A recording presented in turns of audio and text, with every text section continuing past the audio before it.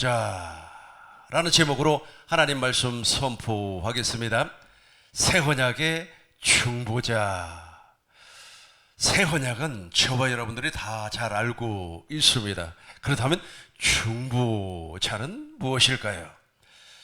사람과 사람 사이에 중재를 하는 사람이 있습니다. 서로가 반목하는 사람이 있어요. 서로가 맞지를 않아가지고 서로가 비판하고 심판하고 경계하는 사람이 있습니다. 그 두 사람 사이에 들어가서 두 사람을 화해를 시키고 두 사람이 잘 사이좋게 지낼 수 있도록 중재를 하는 사람을 중재자라 그렇게 이야기하고 있지 않습니까? 하마스와 지금 이스라엘과 전쟁을 하고 있는데 그 전쟁을 잘 끝낼 수 있도록 중재를 하는 사람이 나타났죠. 그 사람이 누굽니까? 조 바이든이라고. 그러니까 그분은 이제 중재를 하러 이제 이스라엘로 이렇게 날아가고 그런 것 같아요. 이 사람과 사람 사이를 이렇게 화해시키는 사람을 중재자라 그렇게 말을 합니다. 그렇다면 중보자라고 하는 말은 무엇입니까? 중보자. 이 사람과 사람 사이에도 중보를 할 수 있는 사람이 있어요. 누구입니까? 누구입니까? 아니, 예수님 말고 저와 여러분들이에요. 저와 여러분들. 저와 여러분들이 지금 중보 기도를 하고 있지 않습니까? 오늘 내가 침례를 받는 사람들, 즉 세례를 받는 사람들을 위하여서 오늘 아침에 내가 중보 기도를 엄청나게 했습니다. 그래서 오늘 세례를 받는 사람들, 즉 침례를 받는 사람들에게 우리 하나님께서 은혜를 달라고 제가 중보 기도를 했습니다. 그러니까 저도 중보 기도를 할 수 있는 사람이 되는 거죠. 그래서 오늘 이렇게 꽃도 예쁘게 꽂고 왔습니다. 꽃 어때요? 멋있습니까? 꽃을 준비하신 우리 전도사님에게 하나님의 큰 은혜와 복이 넘쳐날 줄로 믿습니다. 그래서 이 중보자라고 하는 것은 아주 중요합니다. 이 중보자가 바로 예수님이에요. 그런데 왜 예수님이 하나님과 인간 사이에 중보자로 오셨을까요? 오늘 본문의 말씀입니다. 우리 본문의 말씀을 우리 큰 목소리로 읽겠습니다. 하나님은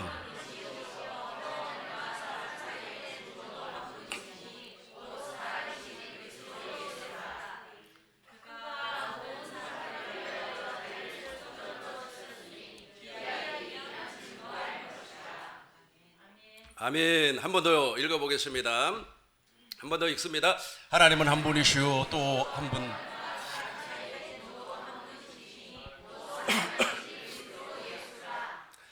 그가 모든 사람을 위하여 자기를 속전으로 주셨으니. 속전으로 주었다. 속전으로. 그러니까 대속제물이 되었다라는 겁니다. 왜 예수님께서 새 언약의 중보자가 되었을까요? 먼저 새 언약부터 간단히 살펴보도록 하겠습니다. 예레미야 31장 31절입니다. 우리 하나님께서 예레미야 선지자를 통하여서 새 언약을 선포하게 하였습니다. 나 여호와가 말하노라. 보라, 날이 이르리니 내가 이스라엘 집과 유다 집에 무슨 언약을? 새 언약을 세우리라. 새 언약의 내용이 무엇입니까? 새 언약의 내용이 무엇입니까? 34절입니다. 34절.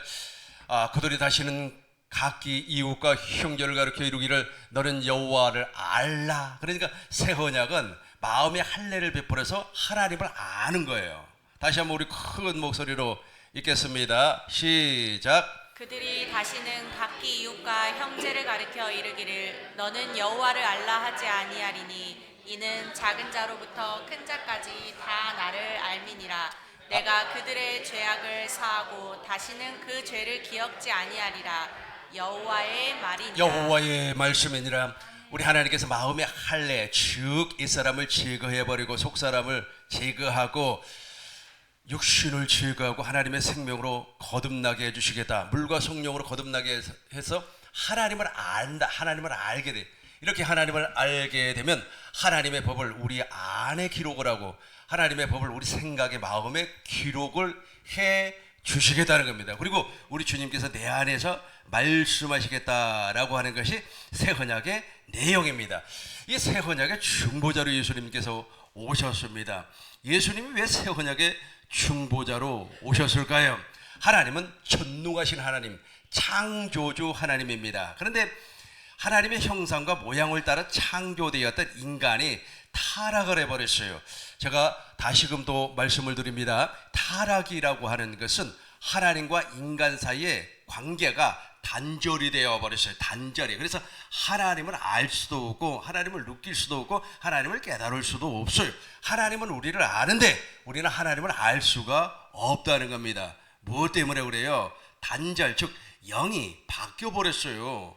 영혼이 하나님의 형상을 따라, 이 영혼은 말 하나님의 형상이고 우리의 몸은 하나님의 모양이란 말이에요. 근데 바뀌어 버렸어요. 악한 마귀로 말미암아 바뀌어 버렸어요. 변질이 되어 버렸다는 겁니다. 이걸 타락이라고 그래요. 이렇게 타락한 인간을 하나님께서 구원하기 위해서 언약을 세웠어요. 언약을 세웠음에도 불구하고 하나님은 영이시기 때문에 피가 없어요. 무엇이 없다고요? 피가 없어요. 피가 없기 때문에 우리에게 약속은 하셨어요. 내가 너희를 구원해 주마. 아브라함을 통하여서 이삭을 통하여서 야곱을 통하여서 약속을 했지만 하나님은 우리를 구원할 수가 없어요. 그러니까 하나님과 우리의 관계가 지금 무슨 관계가 되어버렸습니까? 서로가 모르는 관계가 되어버렸어요. 그러니까 화해하지 못하는 관계가 되어버렸다는 겁니다. 우리는 하나님 앞으로 나갈 수도 없고 하나님은 우리를 구원할 수도 없어요. 무엇이 없기 때문에? 피가 없기 때문에. 그러니까 하나님은 우리를 구원할 수가 있어요. 그럼에도 불구하고 살아있는 하나님, 사람으로 오시는 하나님이 필요하다는 겁니다. 무엇 때문에 그래요? 피가 있기 때문에. 왜냐하면 피 흘림이 없으면 제사함이 없습니다. 히브리서 9장 24절입니다. 히브리서 9장 24절 보겠습니다. 우리 같이 한번 읽어보겠습니다. 그리스도께서는 참 것의 그림자인 손으로 만든 성소에 들어가지 아니하시고 오직 참 하늘에 들어가사 이제 우리를 위하여 하나님 앞에 나타나시고 25절 보겠습니다. 대제사장이 해마다 다른 것의 피로써 성소에 들어가는 것이 그치 자, 여기 피를 기억하세요. 피를 기억하시고 계속해서 26절 보겠습니다. 그리하면 그가 세상을 창조할 때부터 자주 고난을 받았어야 할 것이로되 이제 자기를 단번에 제사로 드려 죄를 없게 하시려고 세상 끝에 나타나셨습니다. 27절 보겠습니다. 한 번 죽는 것은 사람에게 정하여진 것이요 그 후에는 심판이 있으리니 28절로 보겠습니다. 이와 같이 그리스도도 많은 사람의 죄를 담당하시려고 단번에 들이신 바 되셨고 구원에 이르게 하기 위하여 죄와 상관없이 자기를 바라는 자들에게 두 번째 나타나신 저 두 번째 나타나신 분이 바로 피를 가지고 오는 겁니다. 히브리서 9장 11절 보겠습니다. 그리스도께서 장래의 추운 일에 대제사장으로 오사 손으로 짓지 아니한 곧 창조에 속하지 아니한 장막으로 들어가셨어요. 계속해서 보겠습니다. 염소와 송아지 피가 아니고 자기의 피로 계속해서 20절부터 보겠습니다. 쭉 내려와서 20절 보겠습니다. 20절 같이 하겠습니다. 이르되 이는 하나님이 너희에게 명하신 언약의 피라 하고 언약의 피. 저분이 바로 예수님이라는 거예요. 저 피가 있어야만이 저와 여러분들이 제사함을 받기 때문에 그렇습니다. 계속해서 21절 보겠습니다. 또한 이와 같이 피로써 장막과 섬기는 일에 쓰는 모든 그릇에 뿌렸느니라. 22절 율법을 쫓아 거의 모든 물건이 피로써 정결케 되나니 피 흘림이 없은즉 사함이 없느니라. 여기서부터 큰 목소리로 피 흘림이 없은즉 사함이 그렇죠. 없느니라. 피 흘림이 없은즉 사함, 제사함이 없다는 겁니다. 23절 다시 한번 더 보겠어요. 23절. 그러므로 하늘에 있는 것들의 모형은 이런 것들로서 정결케 할 필요가 있었으나 하늘에 있는 그것들은 이런 것들보다 더 좋은 제물로 할지니라. 그렇죠. 저와 여러분들을 구원시키기 위하여서 예수님께서 중보자로 오셨다는 겁니다. 지금 누구를 설명하고 있어요? 대제사장 예수님을 설명을 하고 있습니다. 그래서 대제사장 예수님께서 중보자가 되겠다는 중보자가 예수님이 빠져버리면 저와 여러분들은 영원히 하나님과 화해할 수가 없어요. 하나님과 일치할 수가 없어요. 하나님과 한 몸이 될 수가 없어요. 왜냐하면 하나님은 창조주 하나님, 전능하신 하나님이에요. 저와 여러분들은 피조물입니다. 근데 피조물이 지금 누구의 형상으로 변질이 됐다고요? 악한 마귀의 형상으로 변질이 되어버렸기 때문에 하나님 앞에 나아갈 수가 없어요. 하나님 앞에 나아갈 수도 없고 하나님은 우리에게 손을 내밀어도 하나님은 우리를 구원할 수가 없어요. 왜냐하면 저 피를 하나님은 영이시기 때문에 저 피를 흘려서 피를 성소에다가 뿌릴 수가 없기 때문에 그래요.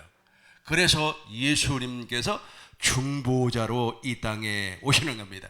예수님께서 이 땅에 중보자로 오실 때는 완전한 사람으로 오셨어요. 완전한 사람이라고 하는 것은 죄가 없다는 겁니다. 저와 여러분들은 죄가 있는 모습으로 이 세상에 왔지 않습니까? 죄가 없이 이 세상에 오셨어요. 그리고 세례 요한을 통하여서 세례를 받습니다. 이 세례를 받는 순간에 저와 여러분들의 죄가 예수님에게로 넘어가요. 왜 예수님에게로 죄가 넘어갑니까? 이 죄를 어디에다가 못 박기 위하여서 십자가에 못 박기 위하여서 예수님에게로 넘어가는 겁니다. 그러니까 이제 예수님은 인류의 죄, 저의 죄, 나의 죄, 여러분들의 죄, 모든 죄, 과거의 죄, 현재의 죄, 미래의 죄까지 예수님에게로 넘어가 버렸어요. 그래서 예수님을 무엇이라고 하는 겁니까? 보라 세상 죄를 지고 가는 하나님의 어린 양이다. 요한복음 1장 29절 보겠습니다. 요한복음 1장 29절 같이 하겠습니다. 이튿날 요한이 예수께서 자기에게 나오심을 보고 가로되 보라 세상 죄를 지고 가는 하나님의 어린 양이로다. 보라 세상 죄를 지고 가는 하나님의 어린 양, 속죄양이 되어 버렸어요. 속죄양. 예수님께서 피를 흘릴 수밖에 없는 속죄양이 되었다는 거예요. 예수님께서 이제 속죄양으로 말미암아 십자가에서 죽으셔야 돼요. 예수님은 십자가에서 필연적으로 죽으셔야만 중보자가 될 수가 있습니다. 예수님께서는 십자가에서 죽으시고 이렇게 말씀을 하셨습니다. 요한복음 19장 30절 큰 목소리로 읽겠습니다. 예수께서 신포도주를 받으신 후 가라사대 다 이루었다 하시고 머리를 숙이시고 영혼이 돌아가시니라. 아멘. 무엇을 다 이루었다는 겁니다. 중보자로서, 중보자 있지 않습니까? 중보자로서 이 땅에 오셨어요. 그리고 중보자로서 이 땅에서 해야 할 일을 다 이루었다는 거예요. 그러니까 세례 요한을 통하여서 세례를 받고 인류의 모든 죄를 다 뒤집어 썼어요. 그리고 제자들을 불러가지고 제자들에게 하나님의 나라의 복음을 전파를 하고 진리의 말씀을 전파를 하고 천국의 비밀을, 복음의 비밀을 알게 하고 십자가의 도를 깨닫게 했어요. 여기서 말하는 십자가의 도가 무엇입니까? 저와 여러분들도 십자가의 도가 나타나야만 합니다. 고전 1장 18절입니다. 고전 1장 18절 십자가에 같이 하겠어요? 십자가의 도가 멸망하는 자들에게는 미련한 것이요 구원을 얻는 우리에게는 하나님의 능력이라. 그러니까 십자가는 하나님의 능력이요 하나님의 지혜. 그러니까 십자가를 통해서 저와 여러분들이 이제 구원을 받게 되는데 이걸 제자도라고 그래요. 여기서 우리가 죽어. 제자들이 오순절 성령 강림을 통하여서 육신의 생명이 죽었던 것처럼 저와 여러분들도 저 십자가를 통하여서 구원의 능력, 하나님의 능력이란 말이에요. 하나님의 지혜가 바로 십자가였죠. 십자가를 통하여서 반드시 죽을 줄로 믿습니다. 그 부분은 1분 후에 설명하도록 하고, 예수님께서 이렇게 십자가에서 죽으시고 다 이루었다. 다 중보자로서 이 땅에서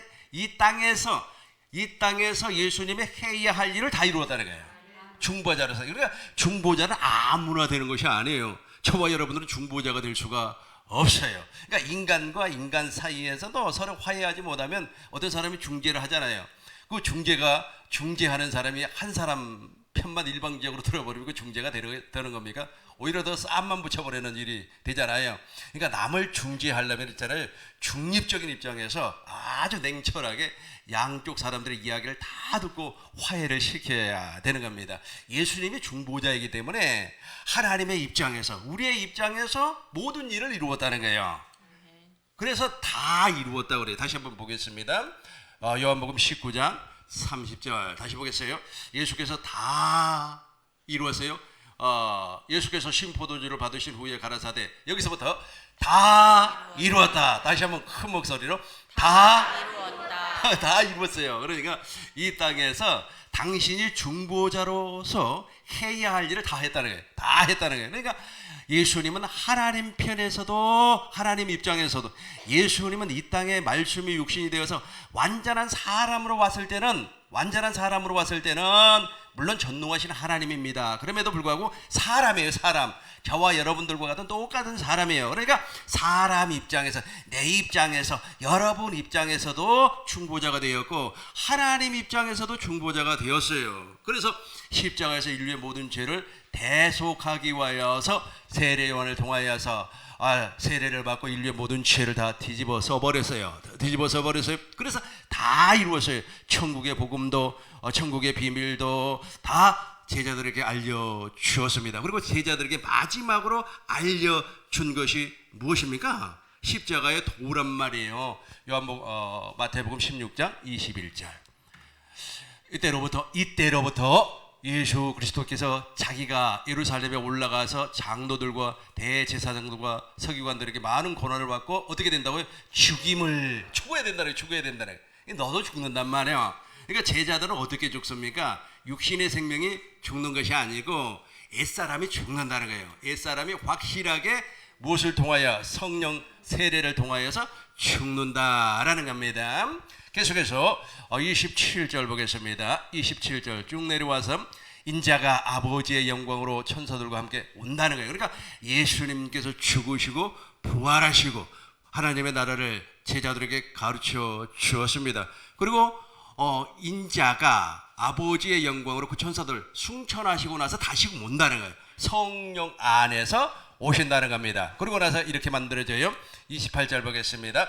28절 진실로 너희에게 이르노니 여기 서 있는 사람 중에 죽기 전에 인자가 그 왕冠을 가지고 어디로 와요? 우리 안으로 오는 것을 볼 자들도 있느니라. 보지 못한 사람 누구예요? 보지 못한 사람 가룟 유다. 가룟 유다는 예수님을 통하여서 전혀 가르침을 받지를 못했어요. 물론 가르침을 받았음에도 불구하고 아마 믿지를 못했어요. 그러다 보니까 십자가의 도가 그 사람에게는 이루어지지 않았다는 거예요. 그리고 예수님께서 이 땅에 오셔가지고 중보자로서 일을 다 하시고 부활하시고 승천하시고 하늘 성소에 돌아가셔가지고 저와 여러분들이 아까 읽었던 대제사장 역할을 했다는 거예요. 대제사장 역할을 해서 당신의 피를 뿌렸습니다. 염소와 송아지 피가 아닙니다. 당신의 피를 뿌려가지고 이제 완전한 속죄를 이루었습니다. 그래서 예수님을 과거에 말씀이 육신이 되어서 사람으로 왔을 때도 중보자, 지금 성령 안에서 내 안에 들어오신 그분도 중보자라는 거예요. 히브리서 9장 15절 보겠습니다. 히브리서 9장 15절 중보자 대단히 중요합니다. 그러니까 저와 여러분들도 이제 물과 성령으로 거듭나서 누구를 위해서 중보 기도를 해줄 수가 있어요. 그러나 대신 죽어줄 수는 없어요. 대신 저와 여러분 안 된다니까.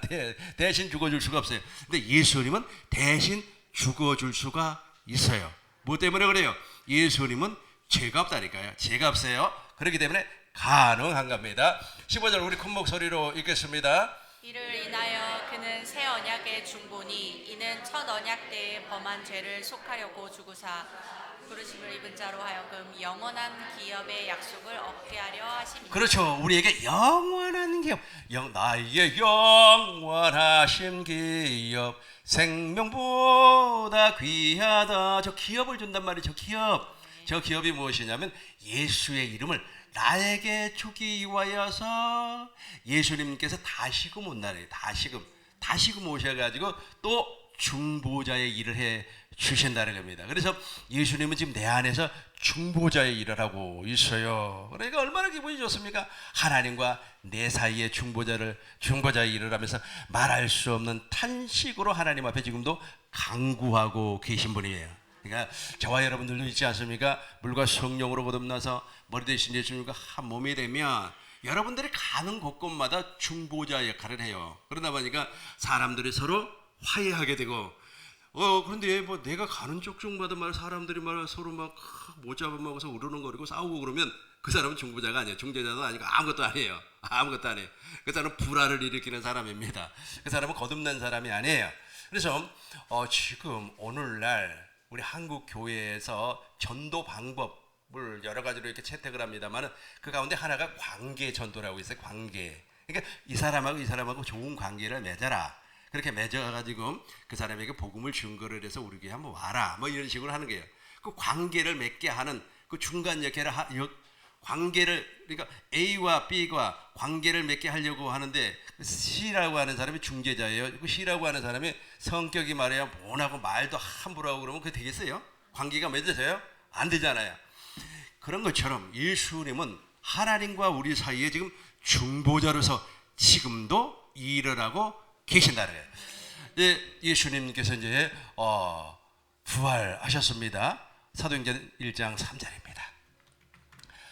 해를 받으신 후에 예수님이 돌아가셨어요. 해를 받으신 후에 또한 저희에게 확실한 많은 증거로 친히 사심을 나타내사. 우리 처음부터 여러분들이 한번 읽어주시기 바랍니다. 3절부터 7절까지 우리 집사님과 여러분들이 교독하겠습니다. 해 받으신 후에 또한 저희에게 확실한 많은 증거로 친히 사심을 나타내사 40일 동안 저희에게 보이시며 하나님의 나라의 일을 말씀하시니라.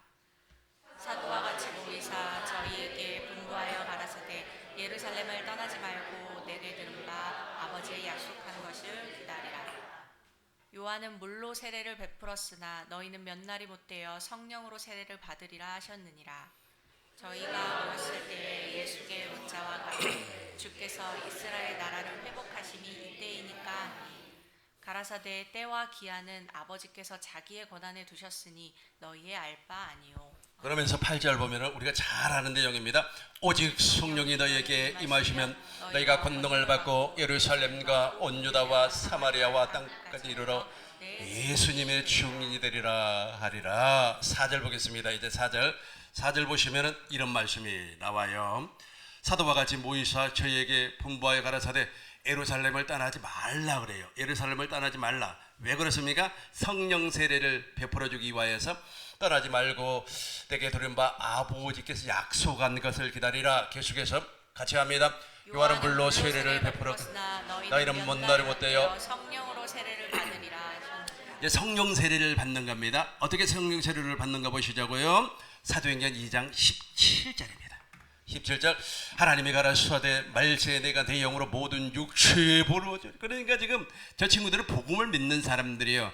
천국 복음을 믿고 있는 사람들, 그 천국 복음을 믿고 있는 사람들에게 육체에 하나님의 영을 부어주는 거예요. 하나님의 영을 부어주는 거예요. 하나님의 영을 부어주니까 이때 무엇이 나타나느냐 하면 저 하나님의 영을 부어주는데 저 하나님의 영 속에는 지금 누가 계세요?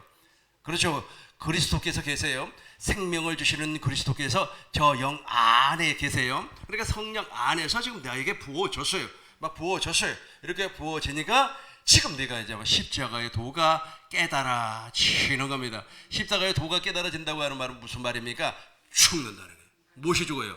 옛사람이 죽는다는 겁니다. 갈라디아서 2장 20절입니다. 내가 그리스도와 함께 십자가에 못 박혀 죽었나니. 그러니까 십자가에 못 박아 죽어요. 그러니까 옛사람이 죽어요. 예수님께서 육체로 오셔가지고 새 언약의 중보자로서 다 이루었어요. 다 이루었는데 그걸 이제 내 안에 이루어주기 위하여서 다시금 내 안에 들어오셔가지고 십자가의 도가 멸망하는 사람들에게 미련한 것이요 구원을 주시는 우리에게는 하나님의 능력이요 하나님의 지혜라는 거예요. 하나님의 지혜로 말미암아 성령이 부어지니까 성령 세례를 받으니까 나의 옛사람이 내가 그리스도와 함께 옛사람이 그리스도와 함께 십자가에 못 박혀 죽어버렸어요. 여기에서 우리가 회개라고 하는 거예요. 여기에서 막 그냥 엄청난 회개가 터져버려요. 이 회개가 무슨 회개냐면 원죄가 제거되는 회개예요. 원죄가 제거되는 겁니다. 그래서 저와 여러분들은 이제 원죄를 지금 다 회개를 한 줄로 믿습니다. 그리고 이제 우리가 육체를 가지고 살다 보니까 우리의 습관을 통해서 자범죄가 나타나요. 그거는 내 안에 계신 그리스도로 말미암아 우리의 심령의 피를 뿌려서 반드시 제거할 줄로 믿습니다. 히브리서 10장 22절입니다. 히브리서 10장 20 같이 하겠습니다. 우리가 마음의 뿌림을 받아 양심의 악을 깨닫고 몸을 맑은 물로 씻었으니 참 마음과 온전한 믿음으로 하나님께 나아가자. 아멘. 우리가 자범죄를 막 계속 물 마시듯이 이렇게 그 자범죄 있잖아요. 막 무의식 가운데 이렇게 죄를 지면했잖아요. 그리스도의 마음에 안 나타나요. 그러면 우리 하나님께서 징계를 하는 게 징계를. 그러니까 하나님의 자녀는 있잖아요. 하나님께서 엉뚱한 길로 가면 징계를 해요. 징계. 그래서 오늘 주일날인데 말이야. 오늘 같은 좋은 날씨만이야 하늘도 맑고 단풍도 단풍이잖아요. 단풍도 이렇게 하는데 단풍돌이나 가자. 그러면 우리 하나님께서 어떻게 한다고요? 징계를 해, 징계. 왜냐면 하나님께서 사랑하는 사람이기 때문에 징계를 하는 겁니다. 그리고 또 그냥 기도 생활도 좀 부지런히 해야 되는데 그것도 안 하고 말이야 일일이 만보로 돌아다니고 그러면 또 우리 하나님이 어떻게 한다고요? 징계를 해요.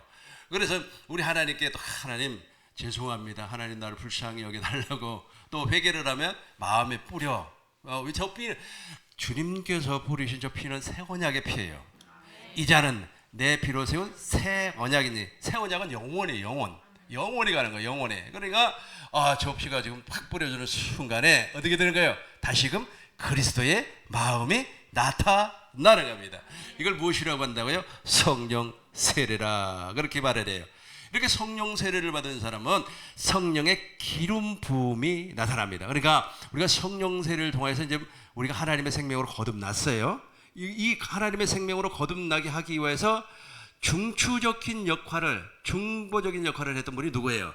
내 안에 계신 그리스도예요. 그래서 내 안에 계신 그리스도도 중보자.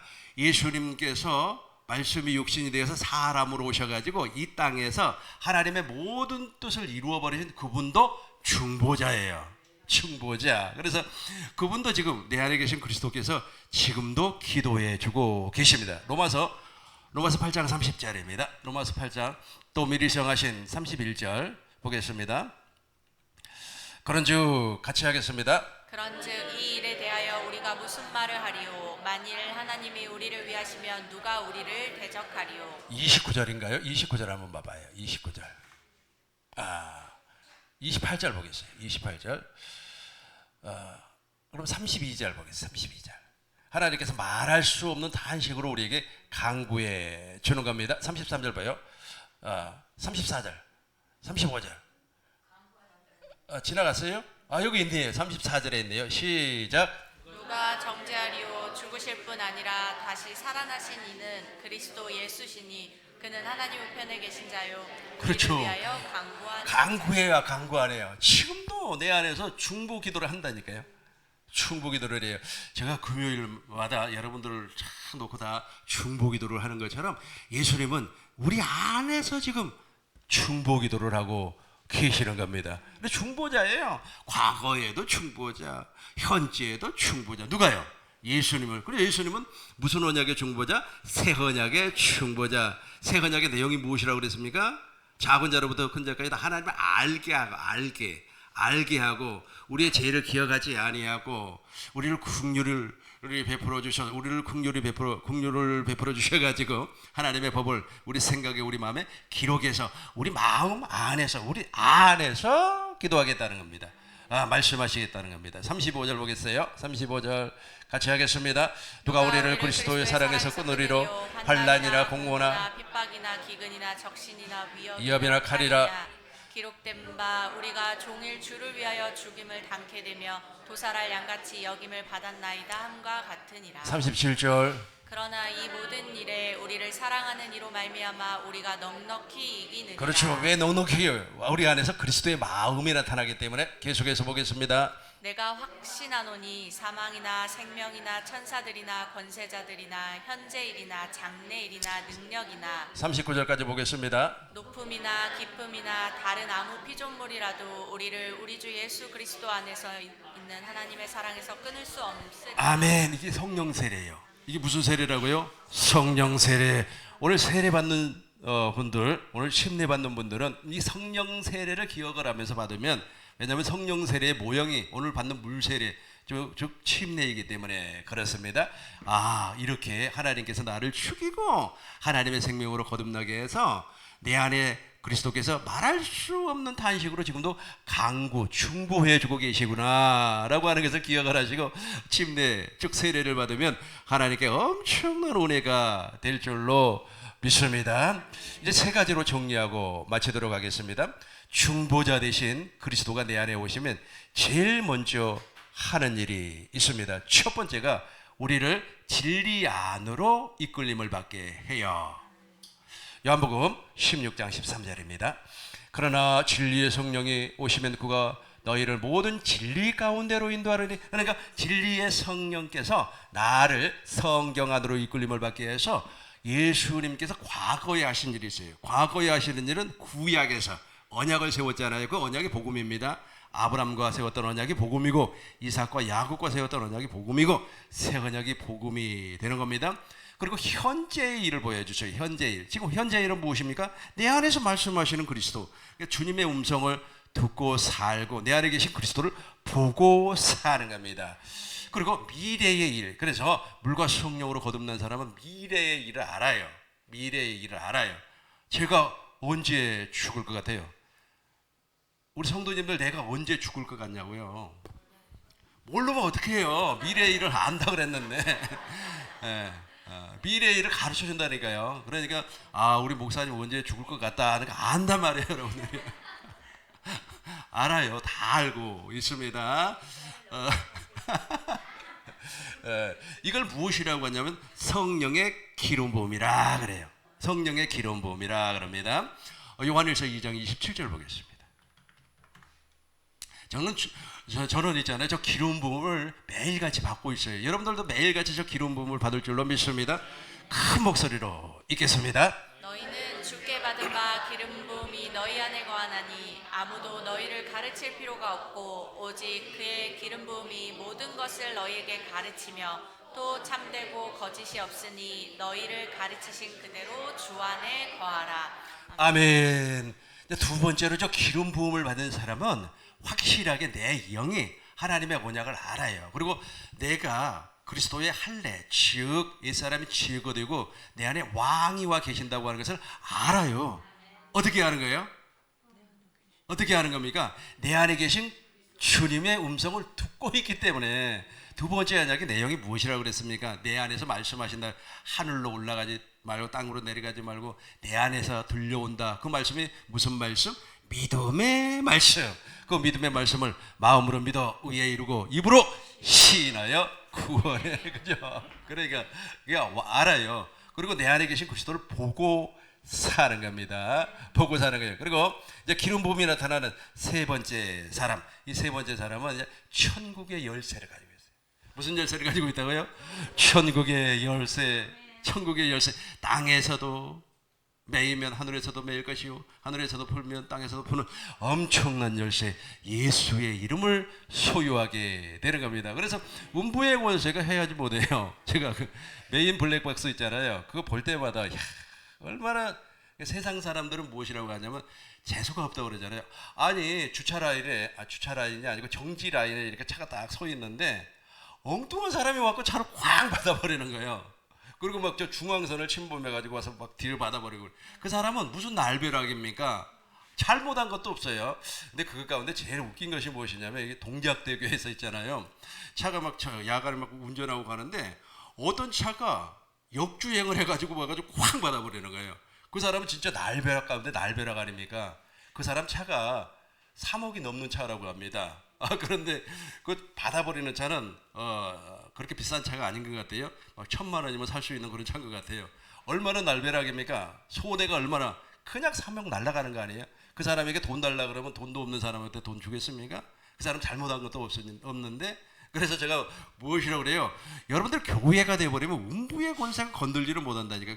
그 받아버리는 그 녀석이 무슨 권세가 있어요? 음부의 권세, 음부의 권세가. 그래서 제가 여러분에게 기도할 때마다 악한 자가 만지지도 말게 하시고 또 악한 사람 좀 제발 만나지 말라고.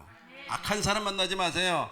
악한 사람 만나면 육체가 힘들어져요. 영혼이 피폐해집니다. 그리고 그런 사고가 난다니까. 내가 잘못한 것이 전혀 없어요.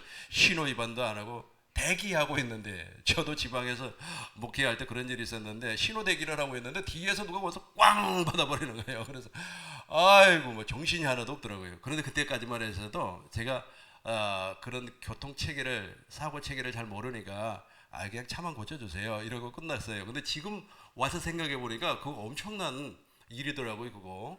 근데 나는 이제 그런 걸 모르니까. 그리고 또 지난번에 내가 세미나를 인도하고 오는데 아니 그 신호에 걸렸어요. 그래도 또 와서 차가 꽝 뒤를 받아버렸어요. 그래가지고 이제 왜 차를 이렇게 받아버렸냐 그랬더니 그 양반이 브레이크가 잘 안 들려가지고 받았다고 그래요. 그러니까 알고 보니까 그분이 장로님이더라고. 그래서 또 장로님한테 또 내가 뭐 또 이렇고 저렇고 하게 그래가지고 그 장로님은 저한테 이제 목사님 이제 뭐 저기 그걸 보고 뭐라 그래요? 대인 접수라고 하죠. 병원에 들어가는 거 뭐 그거 해줄 거니까 막 하라 그래요. 근데 그때 당시만 해서도 제가 일주일이면 세미나를 5일을 했거든요. 쉬는 날 없이 계속해서 하다 보니까 병원에 누워 있을 시간이 없어요. 그래가지고 그 접수 다 했는데도 못 갔습니다. 왜냐면 세미나 다 이게 와요. 그래서 그때부터 더 강력하게 기도했죠. 악한 사람 만나지 않게. 그 장로님은 악한 사람은 아닌 것 같은데 아무튼 그런 사건이 터져버리니까 더 강력하게 기도가 되더라고요. 그리고 더 강력하게 천국의 열쇠가 우리에게 필요해요. 마지막으로 무엇이 필요하다고요? 천국의 열쇠. 천국의 열쇠. 이 사람이 성령 받은 사람이고 지금 성령의 기름 부음을 받은 사람입니다. 이 복을 우리 꽃민록의 모든 성도님들을 영원히 받으시길 주의 이름으로 축원합니다. 주의 이름으로 축원합니다. 주의 이름으로 축원합니다. 기도하겠습니다.